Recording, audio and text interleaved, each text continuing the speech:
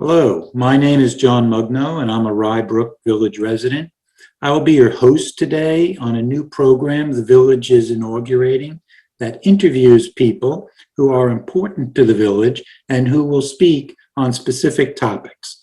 Our guest today is Liz Rotfeld. She is a deputy village clerk and the village's coordinator for programs aimed at seniors. Liz, welcome. Thank you very much. It's a pleasure to be here. Thank you for this opportunity. Okay, great. Well, Liz, we have a few questions for you. Let me get to the first one right away. You've been involved in volunteer work for many years in both Portchester and Rye Brook. Please tell us about your journey and how you came to focus on the needs of senior citizens. Sure. Well, for me personally, volunteerism is a big part of who I am, and it was really instilled in me as a young Girl Scout growing up in Portchester. Fast forward, I became a Girl Scout leader myself, and then from there went on to be involved in many different community nonprofits, as well as school district groups, which I'm still involved with today.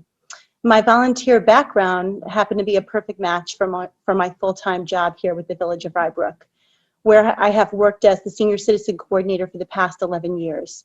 But actually, I worked for the village when I was much younger, back in the late 80s and early 90s, under the director, Lori Contadino. It is then that I grew to really love the aging population. I'm so fortunate that the village hired me in March 2010 in this role. They really took a chance on me, and I'm so grateful. Over the past 11 years, I was able to involve our seniors in different community outreach endeavors, such as collecting turkeys and food for neighbors in need during the holidays, old coat drives, new coats for children, making blankets, hats, mittens, and scarves for sick children. And I also ran a soup kitchen one Sunday a month at St. Peter's Church. We called it the Intergenerational Soup Kitchen because we had seniors, we had students, and we had their parents all working together to feed local neighbors. And we did that just up until the pandemic began. So I feel that it's not only important to just do a good deed for others, but helping others is good for your soul, and these good deeds really do come back to you in many ways. Oh, thank you, Liz. That's very impressive. I understand you needed to close the senior center in March of 2020, and that had a major impact on the senior citizens in particular who normally make use of the services at the senior center. I'm sure they had a lot of practical issues to deal with during the lockdowns, as it were, the transportation to get to doctor's appointments, food, getting medicine, things like that, how to navigate the process of getting a vaccination. How were you able to respond to those needs at that time? Once the pandemic hit back in March, my coworker Angie and I, she was working from home, I was in the office. We called all of the seniors on our membership roster. First, we just called, to check in with them and see if they were okay. Then we called again asking them if they would like a home delivered meal. Most were really happy to hear our voices and wanted to chat, especially those that we knew lived alone that had no family nearby. But surprisingly at first, many were like, I'm okay, I'm fine, you don't have to keep calling me. But we continued to call them anyway. Senior staff would ask what they needed help with, and our independent seniors were all very reluctant to ask for help. But finally they did, and for those, pandemic isolation was made just a little bit more bearable. When the pandemic hit, the village's goal was really to keep the entire population safe, especially our most vulnerable population of older adults. So it was our goal at that time to ensure that they had a nutritious daily meal, and we really wanted to help flatten the curve. So on March 30th, we began our first ever home delivered meals program. The program was 7 days a week, including holidays, and the only criteria that you had to be was 55 and over and a resident of Rye Brook. This was free to participants with 100% of the cost of the meal paid for by the Village of Rye Brook. The program was developed and organized by myself, and I had a staff member that worked with me part-time, assisting me 14 hours a week, delivering meals and helping me here at the center, coordinating our volunteers. In addition to the two of us, we had a rotating list of committed community volunteers who were assigned a route each day. So volunteers would drive up to our door and pick up gloves, a delivery route, and their meals from the front of our building.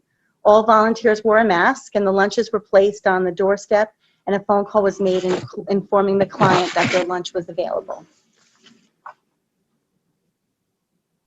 Great. I suppose you needed to expand the number of volunteers you had in order to deliver all those services. Did you? I'm sorry, I had some feedback. If you could repeat that question. Oh, yeah. I assume that you needed to expand the number of volunteers that you ordinarily work with, or were you able to do these tasks, additional tasks, with the volunteers you'd already lined up for your prior programs? Well, our list of volunteers kept growing as our lunch, as the number of people that wanted lunches grew. Some of our volunteers would say, "Hey, I have a friend that wants to help," or we would get a phone call from our mayor giving us the name of a resident that wanted to help. So our list really grew. We had so many volunteers. It was really special. Yeah, oops, we all have to unmute. Yeah, that's really very encouraging, because it was a time when a lot of people were nervous about volunteering. I mean, food banks reported they had a shortage of volunteers. So it's very encouraging that you were able to line people up to do that. Now, one of the other things one hears with respect to seniors and the pandemic is in addition to the practical issues, which you were just discussing, when the Senior Citizen Center closed, there was probably an emotional impact as well, as people lost a key opportunity to socialize. Were you able to help seniors with those types of issues? Yes, as you mentioned, when we closed in March 2020, it really impacted our senior population on many levels. Seniors came to us for a whole host of reasons. Some partook in our daily fitness classes and a daily meal. Others, especially our homebound seniors, utilized our bus transportation to and from medical appointments, shopping, and errands. And many also partook in our health and wellness lectures, as well as other lectures that were intellectually stimulating. The most important aspect was just plain old socialization, whether that be at a table playing games and talking to friends, or attending our weekly Wednesday outings. For seniors who, for the most part, do not utilize technology, this was a real struggle. While the rest of us were learning to Zoom, FaceTime, etc., they were lost, and how could we get to them during a pandemic to even train them? We had to be able to secure the appropriate technology as well as Wi-Fi. So, as I mentioned previously, our wonderful community volunteers that delivered lunches each day began to form a real bond with the seniors that they brought lunches to. In fact, if I switched their route up, they would really get upset, and they would say, "But I delivered to Anna. She's going to be expecting me." So it was really amazing. They even brought them extra goodies just to show that they cared about them. They communicated potential issues that they found upon visiting their senior each day. One circumstance was our volunteers visited a homebound woman who began to look unkempt and confused. After a visit to her home to check on her, we were able to find out that she had gotten her medications mixed up. Because she was no longer in that routine of getting up early, coming to the center, her whole routine had been messed up, and it also messed up her medications. So through that and then family, we were able to get her back on track and get her, to be as good as new. So that was really a help. They really looked forward to seeing that person delivering their lunch each day, because that was, for some of them, that was their only contact that they had. Their families couldn't visit them. Right now, we still conduct virtual bingo. We did attempt a book group, which was fun. We also had high school students send out personalized holiday cards to all of our members. And they also followed up with just personalized letters in February. making seniors aware of the type of programs that we have going on and offering their assistance as well, and to see if they wanted to become pen pals. It was really, really sweet. Great, Liz. Thank you. I wonder if you could say a little something about one of the important initiatives, COVID Angels. I think that probably had a pretty positive impact on a lot of the seniors. Yes, that was another wonderful program that we put together. February 2021, with the help of community resident Rebecca Oling of the Rye Brook COVID Helpers, this group was put together. And a lot of those volunteers were people that delivered lunches for us, but so many more. We got together, like I said, in February. We had our first Zoom call. We trained everybody. We put together scripts, and we had lists of all of the seniors that needed a phone call. And basically what they did was they all had, they were given seniors to call. They called them. They went through the questions of whether or not they needed to get the vaccine, what dates they were available to go. And then our volunteers set out and scheduled appointments for them. Many of them didn't have ways to get to their vaccine appointment. So we also enlisted our bus driver. We picked up seniors, brought them to and from appointments. And then there were even circumstances where the appointments were on a Saturday, so we brought them on a Saturday. And if they were wheelchair, they had to be in a wheelchair, I would go with them, or one of our volunteers would go with them, bring them to and from, stayed with them during the appointment, and got them back to their home. And this actually branched out to not just only Rye Brook seniors, but our COVID vaccine angels helped anybody.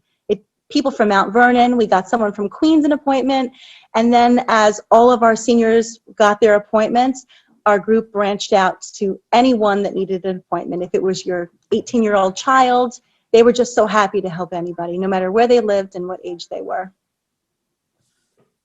Well, that's great, Liz.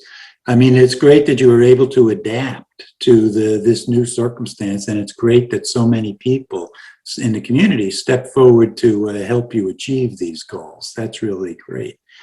Anything else you'd like to add, or we so much appreciate you having been on the interview program today, but if there's anything else you'd like to add, it'd be great. Thank you. Yes, I just want to say how fortunate I feel to work in this community. Our Rye Brook seniors are so lucky. They are so lucky that we have the most wonderful residents that really care about them and will go the extra mile to ensure that they're safe and taken care of. And I just want to thank everyone in Rye Brook. It wasn't just my group. There were so many people that did so many wonderful things. I mean, many Rye Brook residents still to this day volunteer for the Salvation Army in Portchester. Doesn't matter where you live. These residents help anyone, anywhere, and they should be commended. So thank you. Indeed, they should. Thank you, Liz. We very much appreciate you having been on this new program. Thank you. Bye-bye.